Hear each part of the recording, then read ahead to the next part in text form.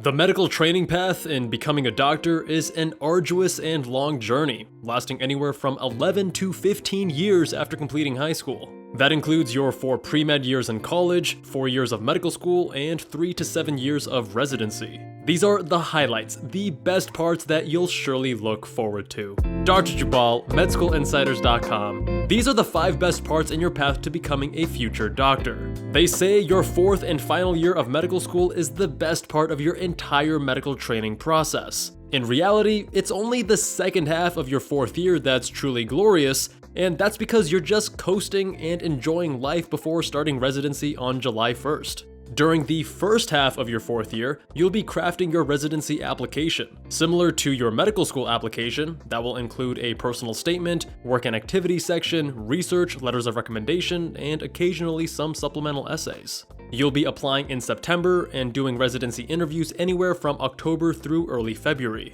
Interviews, depending on the specialty, can be varying degrees of stressful, but I found it immensely fun to travel around the nation and meet fellow applicants from other medical schools. Your average emergency medicine interview is going to be more relaxed than your average general surgery interview due to trends and cultures between specialties, although it will vary from program to program. At one plastic surgery program, I was asked to fold origami while simultaneously explaining complex research. And at another, I was to carve an ear out of soap and to make it as anatomically correct as possible. If you want to hear more about my personal stories in medical training, check out my second channel, Kevin Jubal MD, linked in the description. The summer before you start medical school is one of the best opportunities you have to enjoy your freedom. Unfortunately, many pre-meds succumb to their neuroses and don't fully enjoy this summer. Instead, they're stressed about what medical school is going to be like, whether they're prepared, whether they should be studying now so they can hit the ground running, and getting their extracurriculars or research lined up to have a head start. The reality is that the best way to spend your summer before medical school is to enjoy it and live it up.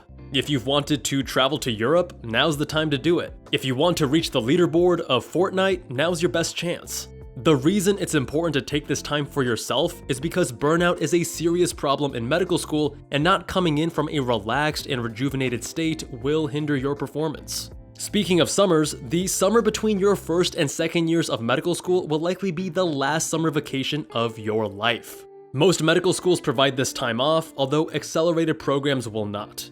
You'll have approximately 3 months off, and this is one of the best times to capitalize on research in your specialty of interest.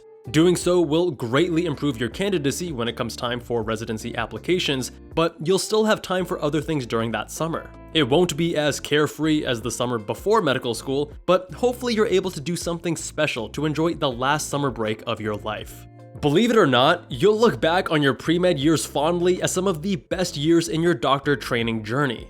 If you're in college right now, you may be rolling your eyes and saying, "Sure, Grandpa," and I'm guessing you also walk to school in the snow 15 miles uphill both ways. While there is a tendency for people further along the training path to downplay the difficulty of earlier stages due to recency bias, the fact remains that your pre-med years offer the greatest flexibility and control of your time. You will never again have so much room for experimentation with which extracurriculars you pursue, which clubs you are a part of, or what sports you want to play.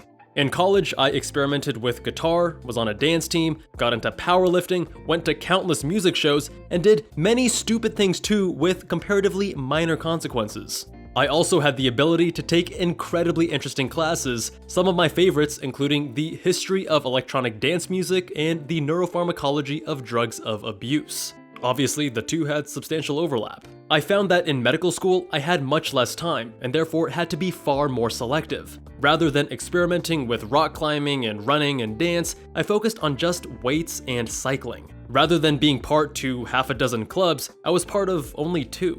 If you've learned even a smidge of something new in this video, show me some love with a like and a gentle tap of that subscribe button. Or if you're a gunner pre-med, let us know with a thumbs down. There are many other peak moments that you'll remember fondly for the rest of your life. While college graduation is special, and it had particular meaning to me given the less than straightforward path my pre-med journey took, it wasn't nearly as meaningful as my medical school graduation. The amount of sacrifice, perseverance, and pushing of your limits that you must confront to finish medical school makes that moment all the more sweeter. When you receive your first medical school acceptance letter, you'll be ecstatic, realizing that you are in fact going to become a doctor. When you get the acceptance letter from your dream school, you'll be over the moon. White coat ceremony, typically done at the beginning of medical school, marks the transition from being a pre-med to now truly being part of the medical profession. Similarly, match day is a culmination of your hard work and seals your fate for the next 3 to 7 years of residency.